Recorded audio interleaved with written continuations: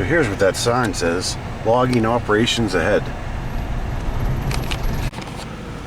There's no cell reception on AT&T here, but look at all this beautiful area that has no campers in it. Both sides of the road. It's unlawful to camp within 1/4 of a mile of a water hole or I don't know what that word is. Is it trough or TROUGH? I'm gonna have to look that up. So you can't camp here? I've never heard that rule before. I mean, these are absolutely campsites. There's somebody camping up here. There's somebody back there. There's a van back there I didn't even see from the road. That's absolutely a campsite right there. There's a fire ring you can't use. This to me is not life. I know a lot of people love it, but I don't want to be in a tent out in the forest. Not for me. I'm more of a glamper. But I can go without utilities. I'd rather have my generator and lights and doors that bear can't get through.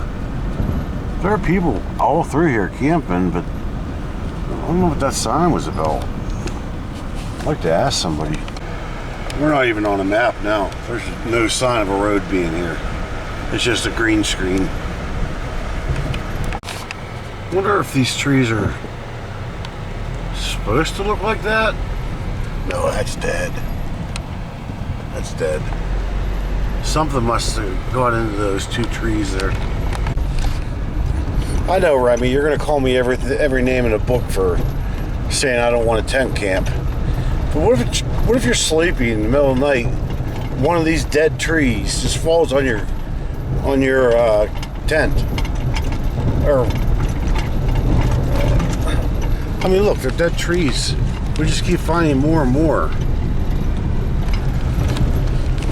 Look at that cattle guard. Well, I'm starting to see Lake Mary. There's still no... I probably shouldn't be doing this in a two-wheel drive vehicle. I gotta be honest. Yeah, my CRV is not all-wheel drive. Well, the sign said only downed trees and dead trees or wood could be burnt. But it also said no burning. Now I see where they're logging at. I don't know if they're extending the campground or what, but a possibility of me running out of gas is getting stronger and stronger here. And I am several miles from that last tent I saw. Still not, I mean, I'm passing Lake Mary. Lake Mary's off to the left now. I don't know where I'm at. And there are a lot of roads that come off of this road that are just not labeled. So I might actually be lost.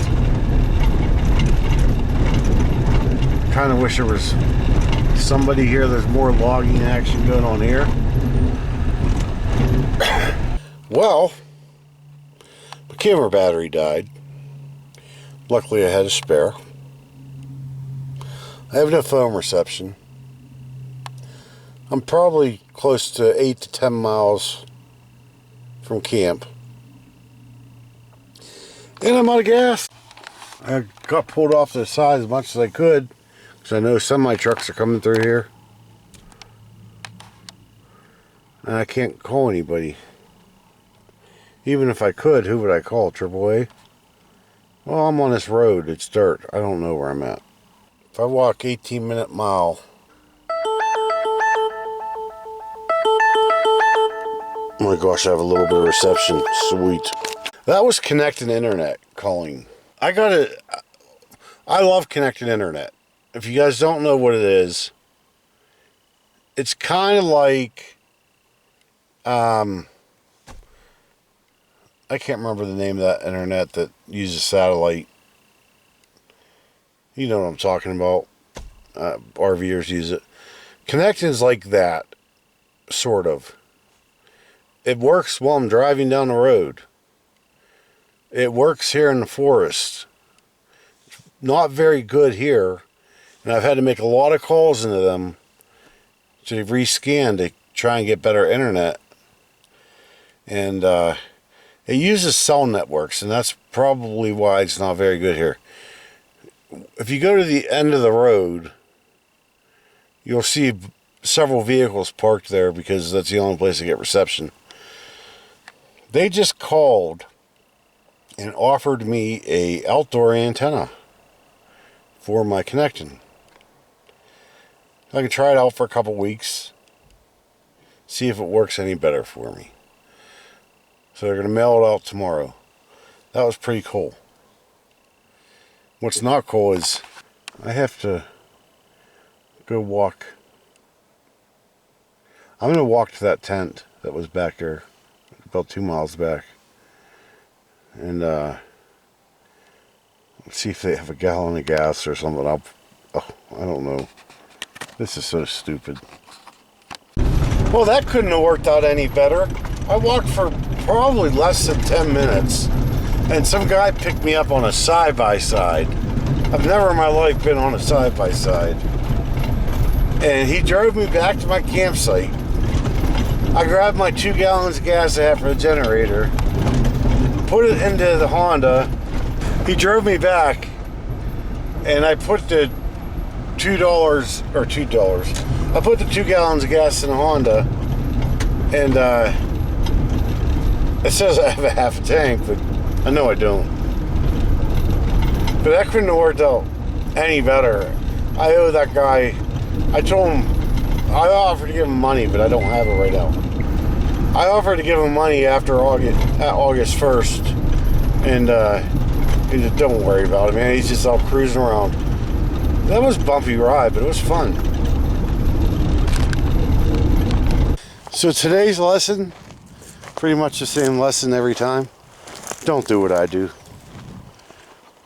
You know, I used to get so frustrated with my mother running out of fuel, running out of gas in her car. I always said, once you get a half tank, just fill it up. Pretend that half is empty. This is my 3rd or 4th time since I got to Arizona. Oh, where's my phone? That I ran out of gas. My sister saved me once. A woman saved me once. I had to walk once. And Tombstone, and that was hot. And then today. So yeah, 4 times. Now I need to find my phone. I don't know what I did with it. Dang, man. I think I dropped my phone in that side-by-side because of all the bumps. It rides like a quad. Oh, crap. I don't even know where he's camping at. It was blue. It was a blue side-by-side. I'm going to have to watch this video back because I'm pretty sure I recorded a blue side-by-side at some point today. Man, I can't go driving around looking for him either. I have to go to town to get gas first. 2 gallons, I'll run out again. Well, I'm going to go to town and get gas and go look for that side-by-side to see if I can find my phone. Unfortunately, I was unable to find that side-by-side. But I did get more gas for the generator, more gas in my vehicle. Now I'm running the generator simply. I know it sounds really stupid, but I'm going to plug my e-bike in.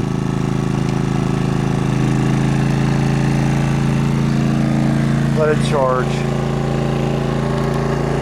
Come on. Now I'm gonna go look for my phone before the sun sets. I went up to my car to grab the Parks Pass so I could find that website I was looking for. And then I realized that I didn't need to look it up because I did see a sign saying I can park in a daytime use area. But while I was doing that, I found my phone in my car. It fell on the floor.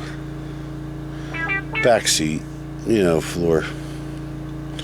Yay, though, I'm happy. I got my phone. So check this out. Can you see it? I put that tree there.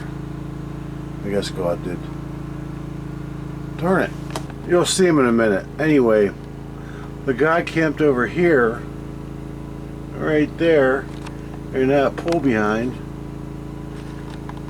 has been living in his RV as long as I've been living in mine. What? What do you want, buddy? You want to go outside for a little bit and kill some mices? And I was putting more food on the table, and he came walking over and asked if he could put some food on the table too for people, canned goods and stuff. I said, sure, absolutely. That's awesome. I mean, what do you call it? A chain reaction. I don't know where he went, but he's putting food on the table right now. I can't see the table from here. I need a hammock also. What a perfect spot for a hammock would be between these two trees. Also, he has been doing what I'm doing now the same amount of time as me. So he's learning, I'm learning, and we may be traveling together, caravanning to Quartzsite in September. He already bought his pass. I'm waiting. That might not be a good idea. I was going to say I'm waiting until September to buy my pass. I'm going to need that gas to drive all that way out there 4 hours away. Maybe I'll buy my pass here August. And like I said, it's $180, 7 months. It's a great deal. If anybody wanted to live this lifestyle, it's a totally different lifestyle than you're living in a brick and mortar with a regular 9-to-5 job.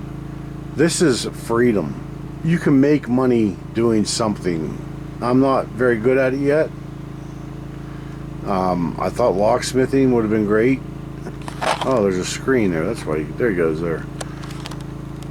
So it's really cool that I met somebody that is willing to travel